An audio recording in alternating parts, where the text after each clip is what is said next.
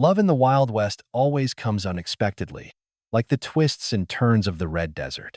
If you want to listen to all the fiery love stories under the sunset of the Wild West with me, please subscribe now. When the channel reaches 1,000 subscribers, I will send you a secret love story that no one has ever heard before.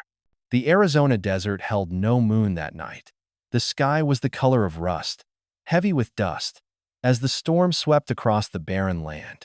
Sand whipped against the wooden walls of the lonely ranch, rattling every nail as if to remind Elias Ward how fragile a man's work could be out here. He braced the stable door with his shoulder, muscles straining against the shrieking wind. He had long grown used to solitude, but the desert never failed to remind him how small a man could feel. Then came the knock. At first, faint, hesitant. Then harder, urgent, like someone pounding with all the strength left in them. Elias froze. Few dared come to his ranch, especially in the heart of a storm. His hand slid instinctively to the Winchester leaning by the wall. Only after a long pause did he pull the latch. The firelight spilled out, cutting through the dust. A woman collapsed against the threshold. Her hair was a tangled mess, her eyes wide with fear. Her dress was torn, caked with sand and streaks of dried blood. She clutched the doorframe with trembling fingers, as if it were the last thing tethering her to life. "Please." Her voice was hoarse, nearly broken. "Let me stay tonight." The wind howled between them, drawing a line of fate in the swirling sand. Elias stood silent, his gray eyes steady and unreadable. He did not ask her name. He did not ask her why.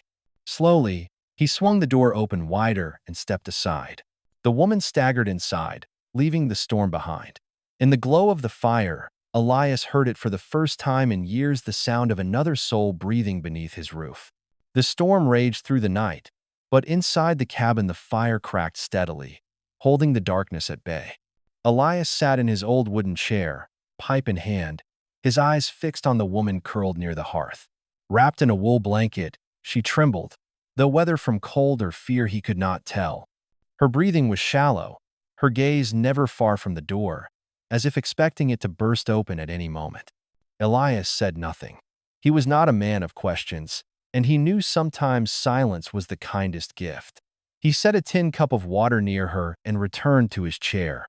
For a long time, the only sounds were the popping of firewood and the groan of wind pressing against the shutters. By dawn, the storm had broken.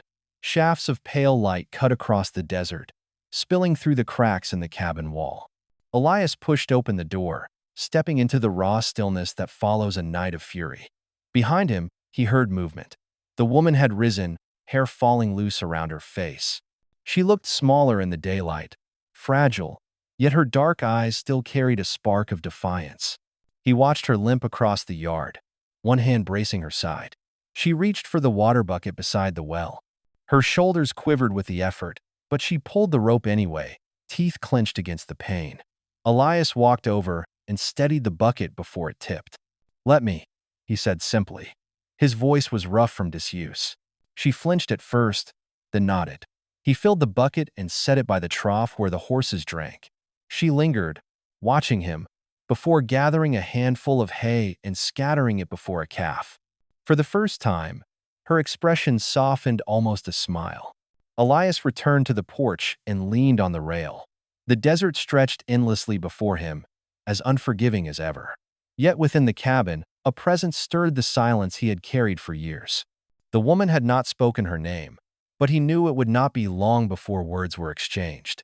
For now, it was enough that she remained. Days passed in silence, but not the empty silence Elias had known for years. This was different. It carried the faint rhythm of footsteps across the porch, the scrape of a chair pulled close to the fire, the soft rustle of fabric as the stranger moved about his cabin. She had not told him her name, not yet. Still, she worked as if the place were her own, sweeping the porch with a broken broom, mending a shirt with rough thread, feeding the chickens that scratched restlessly at the dust. Elias never stopped her. He simply watched, pipe between his teeth, wondering what kind of life had shaped hands so worn yet so determined. One afternoon, while he hauled fence posts from the back of the shed, he heard the shuffle of her steps behind him. She bent to lift a bundle of straw, her breath tight with effort. The fabric of her torn dress slipped against her shoulder, revealing the raw lines that crossed her back. Elias froze. The scars were old, some deep, some faded, but together they told a story of cruelty no words could carry. She straightened quickly, tugging the fabric back into place, as if ashamed to have shown him too much. Their eyes met hers sharp with fear, his steady, unflinching. He said nothing. Instead, Elias reached down, took the bundle of straw from her arms, and set it against the barn wall. The gesture was plain, almost dismissive, but there was no judgment in his gaze. For the first time, she allowed herself to hold his stare.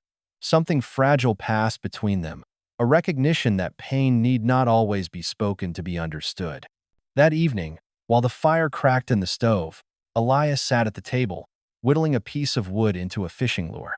The woman stitched quietly in the corner, her movements slow, deliberate. After a long silence, her voice, low and unsteady, broke the stillness. "My name is Niall," she said.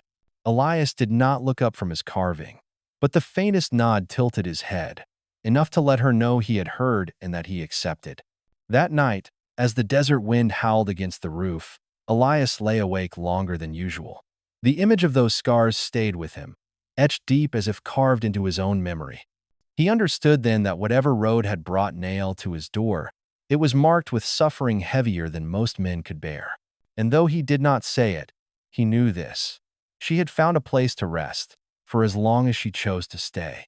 If this moment touched you, the quiet firelight, the weight of scars revealed, and the silence that spoke louder than words, then don't forget to subscribe. That way, each story from the Wild West will find you, just as fate found them. The desert morning broke clear and merciless, the sky a pale blue stretched thin over the red earth. Elias Ward moved through his chores with the same steady rhythm he had kept for years, mending a post, checking the horses, walking the fence line. Yet now there was always another set of footsteps trailing close behind, lighter, hesitant. Niall worked without complaint, though her limp slowed her and her hands often shook with the weight of the bucket or the strain of lifting kindling. Still, she carried herself with a stubbornness that Elias had come to respect. She said little, but the silence between them no longer felt like emptiness. It felt like a fragile bridge. That evening, when the chores were done and the sun dropped low, painting the desert in gold and crimson, Elias sat on the porch sharpening his knife. The smell of beans drifted from the cabin where Niall stirred the pot. For a time, all seemed calm, ordinary, until she stepped outside and set the ladle down with trembling fingers. "I need to tell you something," she began, her voice low, roughened by more than the desert air. Elias looked up, his gray eyes steady. He did not urge her. He simply waited. Nail drew a long breath. "I was held at Fort Lowell. Not as a guest, not as a worker, as a prisoner." Her words fell heavy in the twilight. Elias's jaw tightened, but he stayed silent. "They chained me," she went on, lifting her arm where the faint marks of iron still marred her skin. "They beat me when I would not bow. They wanted something I knew: land, beyond the western ridge. There is silver there, hidden beneath the stone. They mean to drive my people out, to claim it for themselves." Her eyes flicked to his, dark and defiant even as her voice shook. "That is why they hunt me. If they catch me, they will silence me forever." Elias leaned back in his chair, pipe untouched in his hand. The desert stretched behind her, endless and indifferent, but the weight of her confession filled the yard like a storm. "You could leave me outside the gate tonight," Nail whispered. "It would be safer. No man invites the army's wrath into his home." Elias set the knife down with a sharp thud against the wooden rail. His gaze never wavered. "You're already inside." The words were plain, but in them was something she had not expected: an anchor, firm and unyielding. For the first time in years, Nael's shoulders sagged. The iron weight of running eased, if only for a moment. That night, as the fire burned low inside the cabin, Elias carved wood in silence while Nael stitched a torn blanket. Between them hung the secret she had carried across miles of desert, now spoken, no longer hers alone. And in the fragile quiet of that room, she realized fate had already chosen the moment she knocked on his door. The days that followed were uneasy. Though the desert stretched wide and silent, Nael never seemed to rest. She moved about the ranch with purpose, mending shirts, sweeping dust from the porch, tending the chickens, but her eyes always darted to the horizon. Every gust of wind, every shadow across the ridge made her shoulders stiffen. Elias noticed but did not press. A man who had lived with grief understood the way fear lingers like smoke. One late afternoon, as Elias hammered a post into the stubborn earth, he felt it before he saw it, the low thrum of hooves carried on the wind. He straightened, shading his eyes against the sundial. Far to the east, a smear of dust rose into the sky, moving steadily toward the ranch. His grip on the hammer tightened. Niall appeared beside him, breath quick, as if she too had sensed it. She followed his gaze, and the color drained from her face. "They found us," she whispered. Elias said nothing at first. The desert stretched open, leaving no place to hide. He set the hammer down carefully, as though measuring each choice with the weight of his silence. Finally, his voice came low and firm. "Inside. Bolt the door." But Niall shook her head. "If I hide, they'll burn your land to the ground." "I cannot." "You can," Elias cut in, his eyes flashing steel. "This is my land. No one takes from it unless I allow it." The riders drew nearer, the figures taking shape against the dying light. 4 of them, armed, their posture easy yet predatory. Elias stood tall at the fence line, Winchester slung at his side, while Nael lingered a step behind, torn between fear and defiance. The men halted just beyond the boundary, their horses stamping restless in the dust.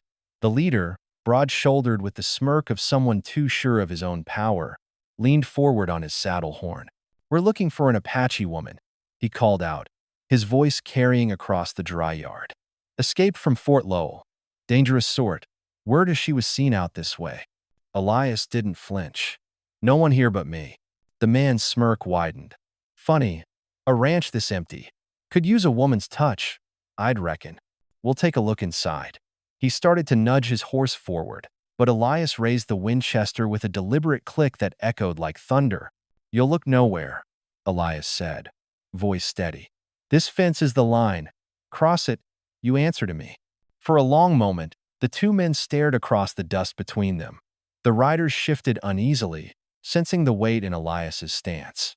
Finally, the leader spat into the dirt. "You've got grit, rancher. But grit won't stop what's coming. We'll be back with more men." They wheeled their horses and vanished into the setting sun, leaving behind a trail of dust and a silence heavy with promise. Nael exhaled shakily, her hands trembling. "Why did you risk yourself?" she asked. Elias lowered the rifle, his jaw set. "Because I've lost enough to men who think they can take what isn't theirs. I won't lose again." In her eyes, for the first time, fear gave way to something else, hope, fragile but alive. Stories of pain and survival echo across the frontier, and every chapter brings us closer to hearts that dare to heal. Subscribe now, so you won't miss the next step in this journey of courage and love. The next morning carried no peace. The desert lay still, but it was the kind of stillness that comes before a storm, heavy and waiting. Elias rose before dawn, as he always did, tightening the straps on the corral gate, checking the water troughs. Yet every sound, the creak of the boards, the bray of a restless horse seemed sharper, edged with warning. Nael hovered nearby, pretending to busy herself with the chickens, though her eyes never left the ridge. She barely touched the food Elias set out that morning. Silence stretched between them, not the comfortable silence of recent days, but one strained thin by dread. By midday, the dust cloud returned, larger this time.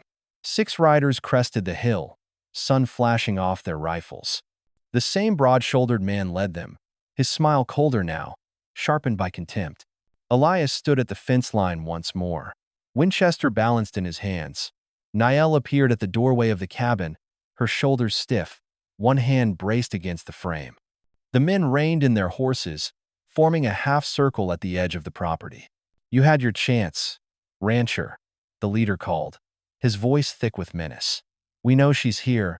Hand her over, and we'll forget your insolence." Elias's gaze stayed level, his gray eyes hard as weathered stone. "I told you before, no one here but me." The leader chuckled darkly. "Then you won't mind if we check for ourselves." He jerked his chin, and one of his men urged his horse forward. Elias cocked the Winchester. The metallic click split the air. His voice cut through the heat, low and unyielding. "Take one step across this fence, and it'll be your last." The horseman froze, eyes flicking to his leader. The broad-shouldered man leaned back in his saddle, smirk fading into something uglier. "You think you can stand against the army? Against the law?" "This land's mine," Elias replied. "And no law says a man must open his home to thieves." For a long moment, time held still. The wind stirred the dust, the horses snorted, the desert seemed to wait. Then the leader spat into the dirt. "Fine. Keep your little secret. But hear me well, Ward. We'll be back with more men, with fire. And when we come, not even your walls will save you."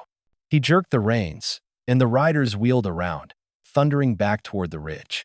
The dust of their departure hung in the air long after they were gone. Nail's knees buckled, and she gripped the doorway. Elias lowered the rifle slowly, his face carved from stone. He turned to her, meeting her wide, frightened eyes. "Why?" she asked, voice trembling. "Why put yourself in their path?" Elias set the rifle against the porch rail, his shoulders squaring. "Because I know what it is to lose everything. I won't let it happen again, not while you stand on this land." Nail swallowed hard, unable to speak. For the first time in years, someone had chosen to stand with her, not against her.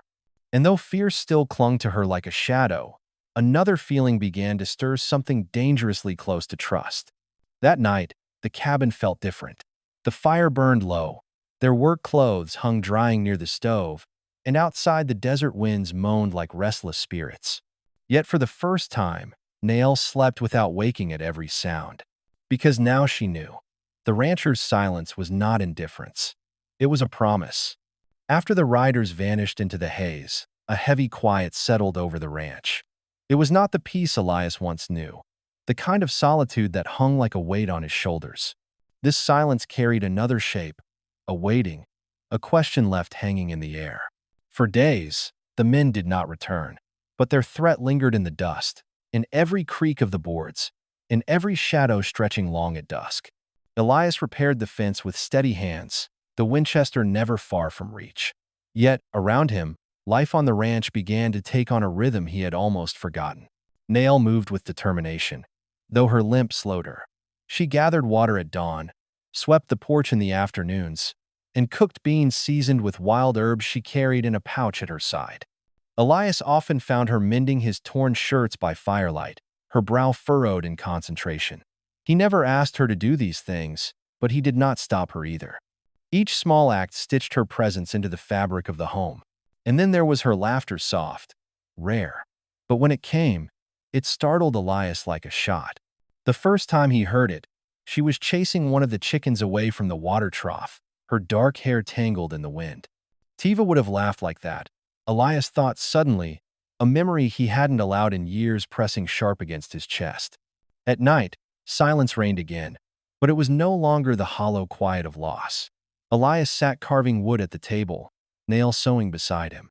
Sometimes their eyes met across the firelight, and though no words passed, something deeper spoke, a recognition of wounds that did not need explanation. One evening, she broke that silence. "You live as if the world has already ended," she said softly, her hands still busy with thread. Elias looked at her, gray eyes steady. "Maybe it has." Niall set the fabric down, her face turned toward the fire. "And yet, here we are, breathing, working, living." She paused, her voice gentler still. "Perhaps the world hasn't ended. Perhaps it's only waiting to begin again." Elias said nothing, but the knife slowed in his hands. For the first time, he allowed himself to wonder if she might be right. The days stretched on in that fragile balance work, silence, fleeting moments of warmth. Outside, the desert held its breath. Inside, two people scarred by loss learned the shape of companionship. Neither called it trust, not yet. But the seed had been planted. And though both knew danger would return, for now, in those days of silence, they found something they had thought long buried. The faint, stubborn pulse of hope. If you felt the quiet strength in these days, the unspoken bond that grows in silence, the fragile trust born from shared work. Then subscribe now. Together, we'll keep walking the dusty trails of the Wild West, where every story carries a heartbeat worth remembering. The desert had a way of holding its breath before the strike of a storm. For days, the ranch seemed wrapped in uneasy calm. Elias Ward worked his land as he always had, steady, tireless, weathered as the soil itself. Nael walked beside him, her limp easing with each passing week, her hands toughened by chores that might have broken a softer spirit. But beneath their routine, both knew the reprieve was fragile. The men who had ridden away had left behind more than dust. They had left a promise, and promises in this land always came due. It began with whispers. Elias caught them in town when he rode in for supplies. At the blacksmith's, two men lowered their voices when he passed, their eyes cutting toward the Winchester at his back. At the general store, Mrs. Tanner, normally talkative, bagged his flour in silence, her lips pressed thin. The air in Red Bluff felt heavier, colder, as though he carried some sickness everyone feared but dared not name. By the time he mounted his horse, he had heard enough scraps to piece it together. Word had spread that he was harboring an Apache fugitive, a woman dangerous enough to have escaped the Army's grasp. Some said she had stolen government secrets, others claimed she had murdered a guard. Lies traveled faster than the truth, and in a town like Red Bluff, lies grew teeth. That night, Nael found him sitting on the porch long after dark, a cigar burning low between his fingers. "It started, hasn't it?" she asked. Elias did not answer right away. His gray eyes were fixed on the ridge where the sky bled into black. Finally, he exhaled, smoke drifting into the night. "Marcus Hale," he said. "The name keeps coming up. You know him." Her face went pale. She lowered herself onto the step beside him, her hands twisting in her lap. "He was the one who kept me chained, the one who ordered the whips." Her voice cracked, but her gaze hardened. "He will not stop until he sees me broken again." The silence that followed was thick, broken only by the mournful cry of a coyote somewhere across the flats. Elias studied her profile, the set jaw, the eyes lit with both fear and fury. She was no longer the trembling stranger who had begged for shelter in a storm. She was something stronger now, but strength alone could not stop the tide that was coming. 2 days later, the tide arrived. Marcus Hale rode into Red Bluff, at the head of 8 soldiers. His uniform gleamed in the harsh sun, the silver trim catching every eye as he dismounted in front of the saloon. His voice carried through the dusty street, sharp as a blade. "The rancher Ward is harboring a fugitive," he announced. "A woman who betrayed this country. By order of the fort, she must be returned. Anyone who aids him will be treated as an enemy of the law." The townsfolk gathered quickly, murmurs swelling like bees stirred from a hive. Some looked uneasy, others eager, but few dared meet Elias's gaze when he finally appeared at the far end of the street. He stood tall, rifle slung over his shoulder, his boots crunching on the hard-packed dirt. "You bring soldiers into town for one woman?" Elias's voice was calm, steady, but it carried across the crowd. "What threat does she pose to you, Captain?" Marcus's smile was cold. "Enough to make the army take notice. Or do you think you know better than the men sworn to protect this territory?" Elias did not move closer. His hand rested easy on the rifle strap, but his eyes never left Marcus's. "I know a bully when I see one." A ripple of unease passed through the crowd. Marcus's jaw tightened, but he masked it with a laugh, waving his men toward their horses.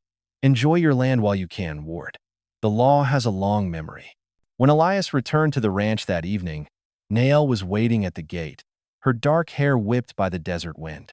She searched his face, reading what words could not say. "They've turned the town against us," Elias admitted. "Next time, they'll come with fire." Nael's eyes shimmered, but her voice was steady. "Then let them come. I have run too long. I would rather stand and fall than live in chains." Elias studied her, the firelight catching the scars on her arms, the fierce pride in her gaze. And in that moment, he knew his choice was already made. He stepped past her, setting the rifle against the porch rail. "Then we stand," he said simply.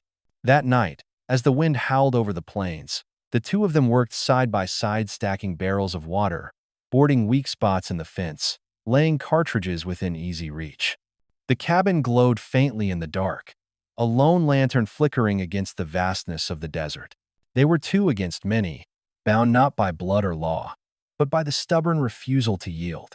And though fear lingered in the corners of their hearts, something else took root that night, an unspoken vow that whatever storm was coming, they would face it together. The air was thick with waiting. For 3 days after Marcus Hale's warning, the desert lay unnaturally still, as if the land itself braced for the violence to come. Elias Ward rose before dawn each morning, sharpening his tools, mending weak boards on the corral, checking the Winchester by lamplight. Niall worked beside him, her limp slowing her but never stopping her. Her eyes, once shadowed with fear, now carried the hard shine of someone prepared to fight for what little she had left. On the fourth evening, the storm broke. It began with the dog's two mongrels, Elias kept at the edge of the property. Their sudden, guttural barking split the dusk. Then came the sound of hooves, dozens of them, drumming the hard earth like war drums. A cloud of dust rolled down the ridge, swallowing the dying sun in a red haze. Niall froze on the porch, her hand tightening on the doorframe. Elias stepped beside her, Winchester steady in his grip. "Inside," he ordered, but she shook her head. "Not tonight." The riders appeared through the dust, 10 men, torches flaring in their fists, rifles strapped across their backs. At their head, Marcus Hale rode tall, his uniform dark against the firelight, his face carved with hatred. He raised his hand, and the men fanned out, circling the ranch like wolves. "Ward," his voice cut the night. "This is your last chance. Hand over the woman, and you keep your land. Refuse, and we burn it all to ash." Elias stood on the porch, unmoving, a lone figure against the firelit dust. "This land is mine," he said, voice carrying across the yard, "and no one takes her not while she stands on it." Marcus's smile twisted into a snarl. He dropped his hand. A torch arced through the air, landing against the dry fence. Flames leapt high, racing along the rails with a hungry roar. Gunshots cracked, splinters flying from the porch post beside Elias's head. The night erupted. Elias shouldered the Winchester and fired, the recoil jarring through his arms. One rider pitched sideways off his horse, his torch tumbling into the dirt. Another shot rang out, Niall, standing just inside the cabin doorway, clutching the old hunting rifle Elias had left by the hearth. Her bullet shattered a wagon wheel, sending 2 horses into a frenzy. "Get down!" Elias shouted, diving behind the water trough as bullets tore through the yard. Smoke from the burning fence mixed with the choking red dust, turning the world into a storm of flame and grit. Marcus advanced, pistol in hand, his laughter cruel and sharp. "You think one rancher and a savage woman can hold me back?" he roared. Elias rose from cover, firing again. The shot grazed Marcus's shoulder, spinning him in the saddle. He howled, firing back wildly, bullets sparking against the cabin wall. Inside, Nail pulled the crying dogs close with one arm while reloading with the other, her face set with fierce determination. The fight raged in bursts of fire and thunder. Men fell, some dragging themselves away into the dust, others lying still where they dropped. The flames consumed half the fence before Elias and Nael managed to beat it back with wet sacks, smoke stinging their eyes. At last, Marcus realized his men were breaking. 2 already dead, others wounded, their horses restless and near panic. He pulled his reins hard, his voice cracking with rage. Fall back, damn you! This isn't over." The survivors scrambled into the red haze, their torches vanishing into the night. The thunder of hooves faded until only the crackle of fire and the rasp of Elias's breath remained. Silence fell heavy. Elias staggered, blood seeping down his arm from a grazing wound. Nail dropped the rifle and rushed to him, her hands trembling but steady enough to press against the wound. Her eyes were wet, but her voice was firm. "You stood for me when no one else would." He met her gaze, the steel in his gray eyes softening at last. "We stood together."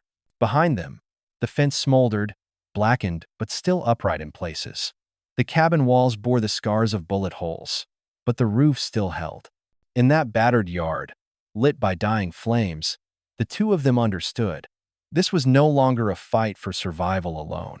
It was a claim on land, on freedom, on each other. And whatever storm Marcus Hale brought next, they would not face it apart. If you felt the fire, the bullets, the unbreakable bond forged in this night of blood and flame, then subscribe now. Stay with us on the dusty trails of the Wild West, where every heartbeat is a story worth telling. The night after the battle smelled of smoke and iron. The fence lay charred in sections, the earth scorched where torches had fallen. Bullet holes scarred the cabin walls, black streaks marking the wood like grim reminders. Yet the ranch still stood, and so did Elias Ward, though blood stained his sleeve and his steps faltered with each movement. Nail guided him inside, her arm firm around his waist despite her own limp. She sat him down at the table, pushing aside wood shavings and tools. Her hands, usually steady with needle and thread, trembled as she tore his shirt open to reveal the wound. It was shallow but angry, carved by a bullet that had grazed his shoulder. "You should be dead," she whispered, her voice tight. Elias gave a faint smirk. "I've heard that before." She washed the wound with careful hands, though each touch made him flinch. Her hair brushed his cheek as she bent over him, and for the first time Elias noticed how the firelight softened the harsh lines of her face. The scars on her arms, the weariness in her eyes, they were no longer marks of suffering, but of survival. When she finished binding him, she lingered, her fingers resting on his arm longer than needed. He met her gaze, gray eyes unyielding but strangely tender. "You didn't have to fight," she said quietly. "You could have given me up. No one would have blamed you." Elias's jaw tightened. "I told you before. You're here. That's enough." Her lips parted as if to argue, but no words came. Instead, her shoulders dropped, and a shudder of breath escaped her chest. She sat across from him, the fire flickering between them, and for the first time since she had come to his door, her eyes filled not with fear but with tears. "I never believed in fate," she murmured. "Not when chains cut my skin. Not when I ran across the desert with nothing but dust in my lungs. But now," she looked at him, her voice breaking. "Now I wonder if I was meant to find this place. Meant to find you." Elias said nothing. He reached across the table, his calloused hand covering hers. The gesture was small, but it carried more weight than any words he could muster.